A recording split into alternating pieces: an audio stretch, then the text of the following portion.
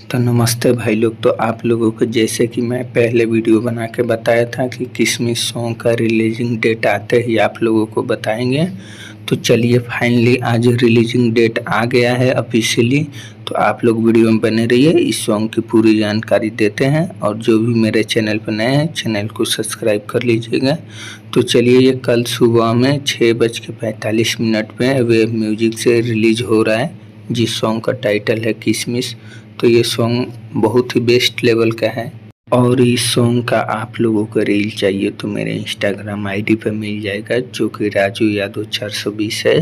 तो आप लोग सर्च मारिए, वहाँ पे इस सॉन्ग का रील आप लोगों को मिल जाएगा। और कल तैयार रहिए, भैया के सॉन्ग आते ही गर्दा मचा दीजिए, जो कि बहुत ही ब्लास्ट लेवल का ये सॉन्ग है। तो इसके बाद अब भक्ति सॉन्ग आने वाला है। तो आप लोगों के लिए ये जहाँ तक है कि लास्ट ही सॉन्ग है, इसके बाद सारे भक्ति सॉन्ग आएंगे।